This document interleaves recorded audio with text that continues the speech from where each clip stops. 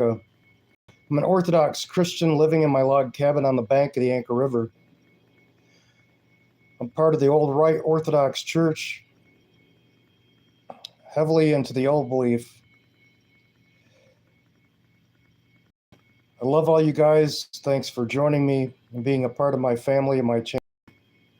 If you want to support my channel, Small Farm, it's paypal.me/Pike A.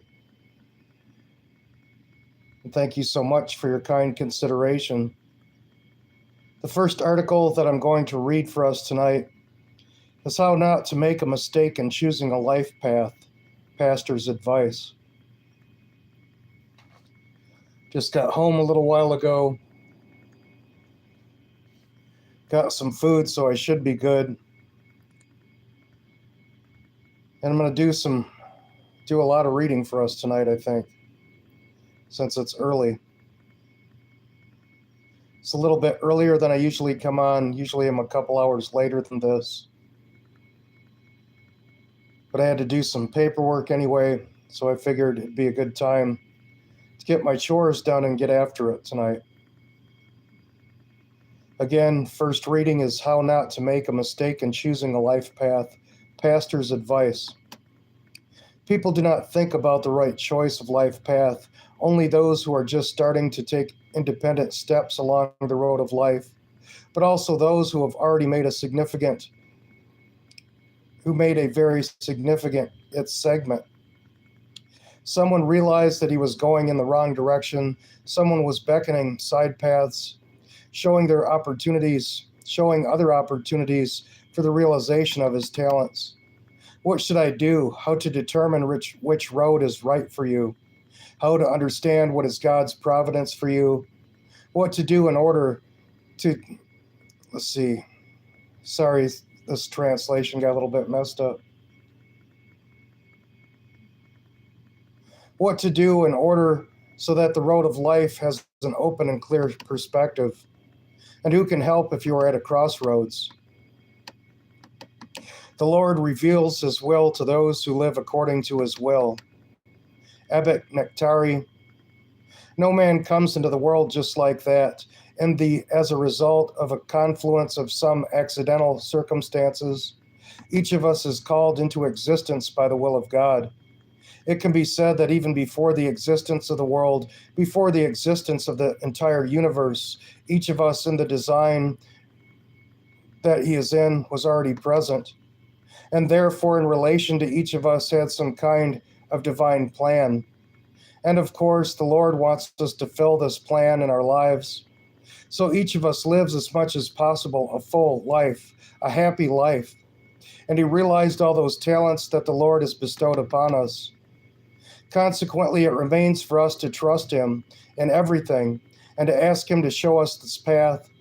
Of course, a person can say, "Behold, I pray to God. I ask him to open this path to me."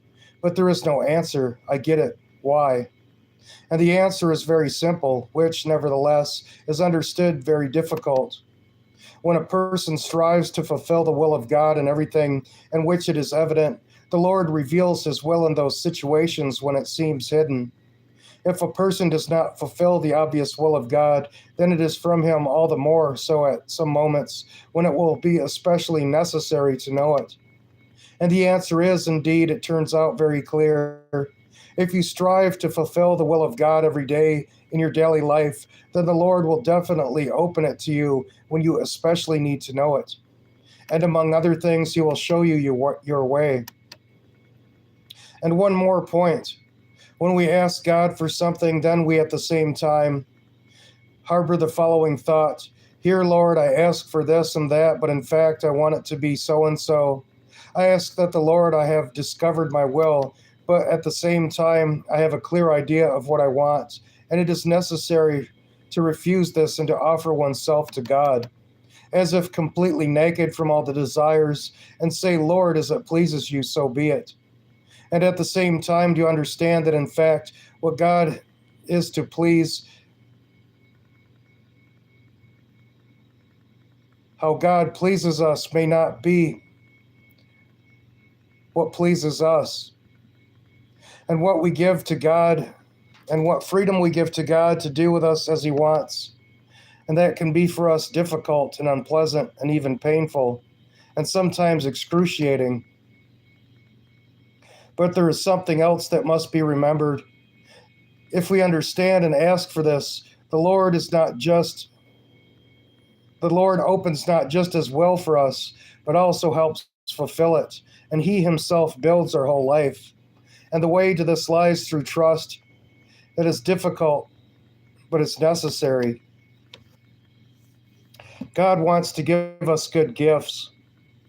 Sorry, this translation is a little bit rough on this article, so I'm trying to fix it a bit as I go. By Higumen Luke Stefanov, when choosing your good path, you must first of all take into account the determination of one's own will to remain on this path and irreversibility. This is what we need to pray for, so that we would appear in the heart with clarity of what the heart is inclined towards. It can also be seen from past successful experiences and meetings and service, and our heartfelt inspiration in the study of possible prospects for our gradual ascent to perfection in it. The profession may not coincide with the calling, but provide the means for its implementation. Hero monk Dmitri. I have no answer to this question except for the one general considerations that the profession should not contradict the commandments. A killer, a porn actor, etc., have nothing to do with what we are made of. We can choose. That is, before making a positive choice, it would be good to immediately cut off everything that is not. A profession may not coincide with a vocation, being means for the implementation of the latter. Let's say a person can earn money as a businessman, but the soul to invest in the creation of the gallery, subsequently called the Tretyakov Museum. Chance is a pseudonym of providence, and if you have an unplanned opportunity to get any skills, learn a language, accept participation in some good cause, not to the detriment of other affairs. It is better to try, because of these seemingly random options can produce a tree of life that is quite different from that what we have designed for ourselves. In some cases, our profession is given to us for so that we step over it and go further. About how it happens narrates the dying and completely Tolkien short narrative, List Niggle or Malkin's worksheet, depending on the translation into Russian. It's necessary to consult with a spiritual father correctly. Archpriest Alexander Ilyashenko. If we are talking about doubts whether it has already been chosen correctly, an available profession, then let's remember what people say. Good is not sought from God. You've got a job, you are satisfied with it, and thank God, as they say. The best is the enemy of the good. If you have, and give thanks to God. If you are at the beginning of the path, graduated from school, university, choose your way in life, then of course, this is the most important and very difficult problem. But for a person in the church, it is resolved the same ways a little bit easier, because it is possible to consult with a spiritual father. Of course, it is necessary to consult with parents and pray, search. A spiritual father also needs to offer options, not like this, tell me, Father, what should I do? What do you want to study? What do you have a heart for? No, tell me, Father. Perhaps it is possible to convert, if it is really spirit-bearing, an old man to whom the Lord reveals His will. But is there and are there such elders now? Somehow the Lord hides them from us, but maybe we just don't know these wonderful people.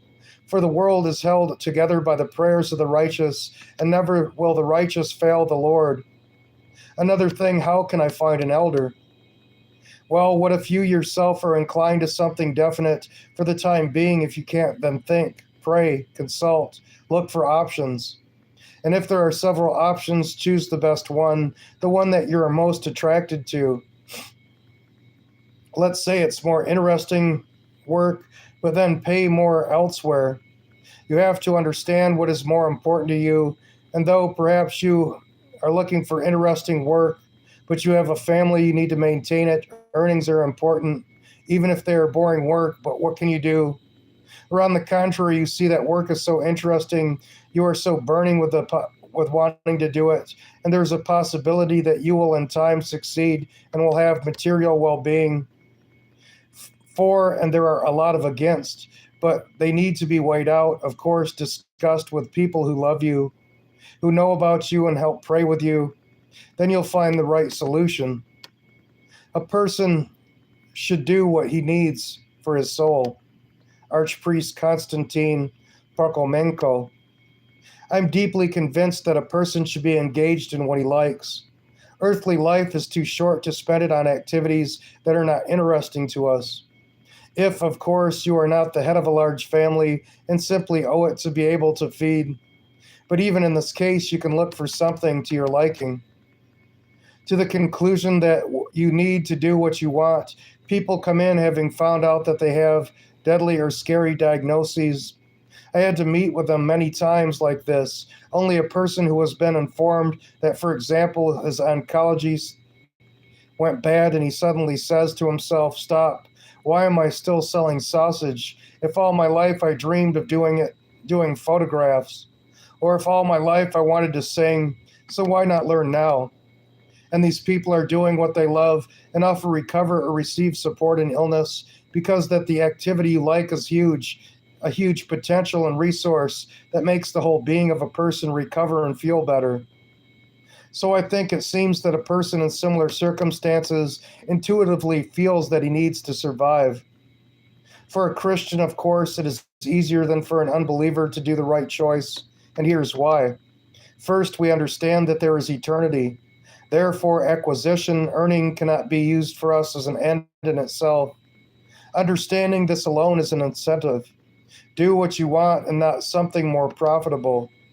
Secondly, the Christian knows from the Holy Scriptures that God has measured each of us, our talents and our gifts, and everyone can serve the church in their own way. It's great about it, said the Apostle Paul. The gifts are diverse, but the Spirit is one and the same. And the ministries are different, but the Lord is one and the same. And the actions are different, but God is one and the same, producing all things in all. But everyone is given the manifestation of the Spirit for good. To one is given by the Spirit the word of wisdom, to another the word of knowledge, by the same Spirit to another faith, by the same Spirit gifts to another healings, by the same Spirit to some miracles, to others prophecy, to another discernment of spirits, to another diverse tongues. The interpretation of languages is different. Yet all this is done by one and the same Spirit, dividing to each individually as he pleases. 1 Corinthians 12:4-11. Isn't that interesting? All our gifts that we're able to do in this life all come from God. Just think about it. Each of us has his own gifts, and it's from God. How wonderful that we can implement the precious potential that God has given us, and all of it for the benefit of the body of Christ, the church, and our salvation. Therefore, you need to listen to yourself and try to decide what you want to do, what your soul is for, and to try yourself. Even if you don't guess the first time right, then I don't see anything wrong with that. Choosing a path in life, look at your heart. Priest Valerie Buchanan. Perhaps the choice of life path is one of the most difficult and painful. Back in elementary school, they gave him to write an essay on the topic, "Who am I going to become?" But the soul, as a rule, rushes from one to one for many years.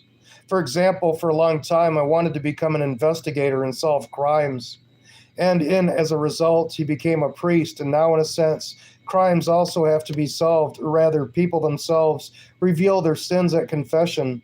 And my task, not to imprison those who have fallen into spiritual crimes, but on the contrary, to help them find true freedom of heart. The most important thing that I would personally advise is choose a profession not according to the principle, how many will be paid, but according to the principle, how much is it that it inspires and pleases.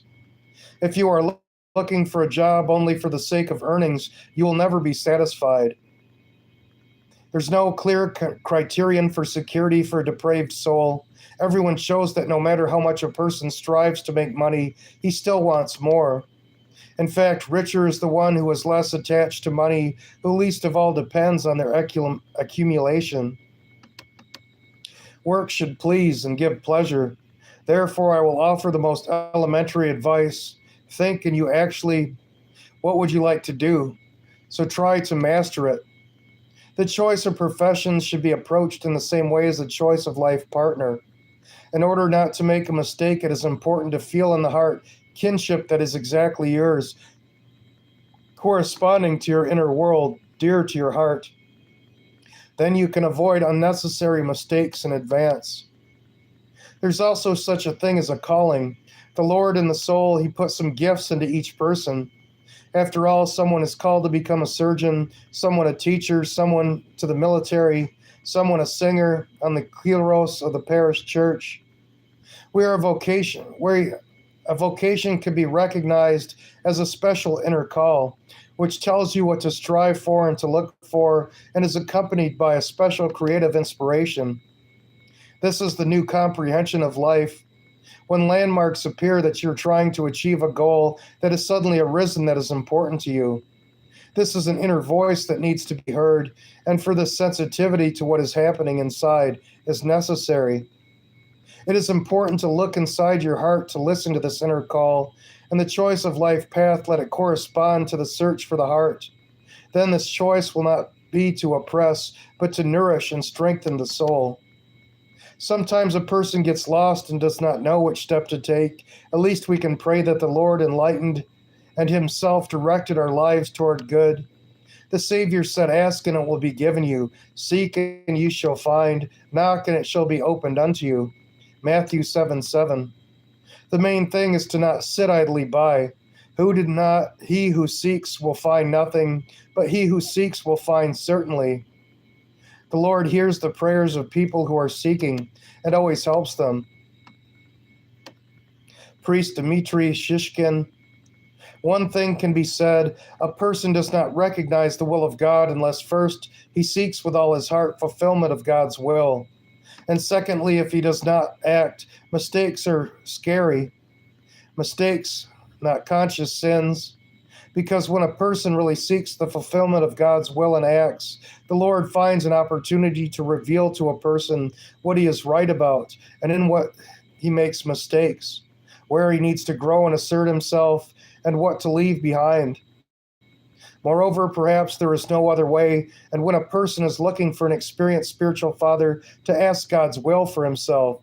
This is good, of course, and right, but even here much depends on the faith of a man and from the intensity of his prayer. Because if a person is serious and prays with faith, the Lord will definitely reveal His will to him. And if he is careless and relaxed, then no elder, even a truly spirit-bearing one, could be of much help. Life is a creative process, and the Lord wills that we live a full creative life. All the strength using it to avoid sin and create consciously the commandments of God. If there is such an attitude, whatever we do, the Lord is obligatory to help us find our place in life and to reach our own coming through. The main thing is to remain a Christian. Priest Leonid Kuryachov. Standing at a crossroads, it is necessary, first of all, to be confirmed in the decision that you will follow. The chosen path as a Christian. First of all, you will be a Christian. Secondly, be a doctor or a lawyer or an athlete. You need to weigh carefully and assess whether you can maintain this prioritization. Will it not absorb your sports or business or something else of your Christian beliefs? You won't be forced to professional activity to act contrary to the commandments, as doctors who perform abortions do, for example. The main thing is to consult, think, pray, make a decision on your own. And there is also a lot of evidence when people went to a radical change in your lifestyle, when they realized something was wrong and succeeded.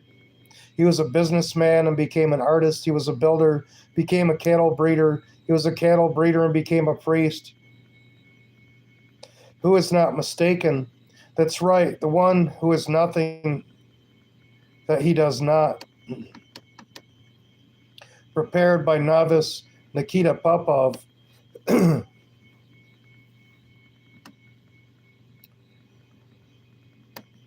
Hope everyone's doing good tonight.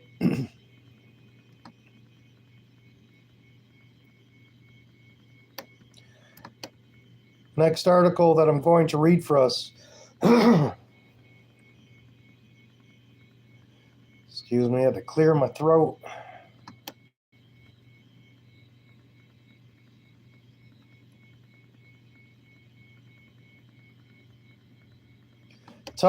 Not like an adult, but with love, by Alexandra Grippus. A story from the late 1980s about how Faith helped parents reconcile with her son, and the quarrel was caused by his choice of profession. As a high school student, I witnessed a family drama. Neighbors told me, "Don't like our son Ilya, listen to adults. Mother and father will not tell you anything bad." At first, I thought that Aunt Lida and Uncle Kostya had some kind of trouble. Different scenarios were spinning in his head. Did the kind and well mannered Ilya suddenly get involved with a bad company? Does he face prison or did he become a drug addict? No, that was not the point at all. The misfortune was that Ilya did not want to become a doctor like his parents and other relatives. An interesting and prosperous family, a dynasty of doctors, candidates and doctors of medical sciences. Ilya, according to his relatives, had to take up the baton and study to be a doctor. Ilya has never had an interest in medicine, although since childhood he has been accustomed to listening to the conversations of his elders at dinner about the interesting cases in the hospital, difficult diagnoses, disobedient patients. There was a tradition in the family. The boy learned Proverbs and Latin. Most of all, he liked the Proverbs. A doctor is a friend and servant of the sick. As long as the patient has breath, there is hope. But Ilya was interested in music. As a preschooler, he asked his parents to enroll him in a music school. In kindergarten and school, he always participated in amateur performances, won reading competitions. If parents knew what danger this hobby would bring in the future, they would go around such circles for a kilometer. Ilya's decision to study at the Institute of Culture was perceived as a misfortune by the elders, and then the young man planned to seriously prepare and enter the conservatory. Mother and father shrugged their shoulders in numerous conversations with their son. And what about medicine? What about the great service to people? We've all seen you as a good specialist. At first, Lydia and Konstantin achieved their goal with tears and persuasion. Ilya applied to a medical university. He always studied well. Any subjects were easy. He was distinguished by an inquisitive mind, a good memory, observation, and curiosity. He became a medical student, but not for long. He explained to his parents, in medical school, you need to either study seriously with dedication and interest or not study at all. I don't like everything. This histology, anatomy. I'm learning, gritting my teeth so as not to let you down, but mentally I want to break the microscope, break the skeleton in the classroom so that I can be kicked out for hooliganism. You are doctors yourself, and you know very well that you cannot be a doctor without love for your profession, for your patients. What is the use of a dissatisfied and angry doctor? He will quietly hate his patients. His parents tried to persuade him. A doctor is in the business of a real decent person after all. There's also a worldly side. There will always be work and a piece of bread at home, an institute of culture, music, yes. Please get a doctor's diploma and beat your fingers on the piano, compose plays and etudes, write scripts or whatever graduates of this university are doing. But it should be in the background, and the main thing is medicine. Do you remember your childhood? Of all the sciences, medicine is the noblest. Ilya loved his parents, wonderful, intelligent, sensitive. On holidays, on weekends, sometimes in the middle of the night, neighbors often called and asked for help. Someone's heart pounded, someone's temperature did not decrease, and once the neighbors got sick, their kitten got sick, mother and father never refused anyone and even helped the kitten. But Ilya could not learn what his heart does not lie in. After the first year, he took the documents. His parents threatened to kick him out of the house. Even worse, they would say that he was no longer their son. Ilya was not angry with his parents, but he was offended and incomprehensible. Why did his closest relatives not support him? If they acted solely out of good intentions, then why did they cause him such pain? Ilya decided to talk like an adult and dot all the I's. It's not mine, not fair to the patients. It's also unfair to take someone else's place. Now there is a guy or a girl sitting somewhere who did not get half a point, but ardently dream of becoming doctors, ready to study a lot, work as orderlies in emergency departments, sacrifice sleep, friendship in order to become good specialists. And I will take their place only for the sake of continuing the dynasty. Kick me out, do what you want, but I will study where my vocation is. Something interesting that happens in European university education. If somebody wants to become a doctor, as long as they can pass the test to be enrolled into school to become a doctor, then they win that chance to go to college for free. Here in this country, only the rich people get a shot at doing something like that. And if their parents aren't rich and they can't afford all those years of college, then there's no chance for them. So people that don't even want to be doctors take up all the places and the universities that could have been filled by people that actually have a passion to help people. And it's like this with all jobs, with all professions in Europe. As long as you study and have a love for the profession that you want to be in, if you can pass the entrance exams, then you get that chance and you get it paid for almost completely by the state. I think that's something America needs to change. The young man left home, lived with friends, got a job as a watchman at a music school. When everyone went home, he played the piano, sang from notes, and prepared for exams. He entered a university in another city where he was given a place in a dormitory. The parents experienced a quarrel and separation, but they could not give in, believing that they had brought up their son badly, that he had grown up ungrateful. It was not easy for Ilya either. He loved and respected his parents. For him, they were an example of love, care, decency. Of course, he missed his mother and father. One day, the young man fell seriously ill and ended up in the hospital with pneumonia. In a ward for 8 people, he met one patient, Father Vadim, an elderly priest. Father once asked Ilya in a dream, "When you had a high fever, you repeated, 'Bad doctor, it's not for me,' called your mother, asked your dad for forgiveness. Are you in a quarrel with them?" A gray-haired man and a kind smile was endearing. Ilya shared his sadness with a new acquaintance. The priest advised Ilya, "Talk not like an adult, but like a son with love. Tell them calmly what you are learning, what achievements you have. Ask for prayer and support from your parents. The language of ultimatums rarely bears fruit, but the language of love does. Mother and father love you, but they are wrong. The Lord sent you to them to raise you in love for the Lord. He sent you for joy and not to bind you with himself and to show you which path to choose, not to choose for you. But they love you and want to help you. They got excited, said terrible words, and you slammed the door in response. Everyone can do that, but who has it made easier or better? Only the love of all things hopes. You are worried, your loved ones do not know where you are, what is wrong with you. You will be discharged, you will become stronger, and come to our church. And when you make peace with your parents, bring them in, from your city to us, 2 hours by car." Ilya listened to the words of the priest. For the first time in a year and a half, he called his parents. Timidly, he asked his mother if he could come to them. The woman cried on the phone, "Son, what do you mean you can? My father and I are always waiting for you. If there is a knock on the door, we run to open it, hoping that it is you who have returned. Nothing was touched in your room, everything was left as it was by you." On the eve of the trip, Ilya took a blessing from Father Vadim and asked him to pray. The young man told his relatives where he studies and where he lives. He showed his student works, photos of his classmates, recalled funny stories at exams, jokes about harsh teachers. They talked for a long time. Ilya did not even need the words that he had prepared in advance.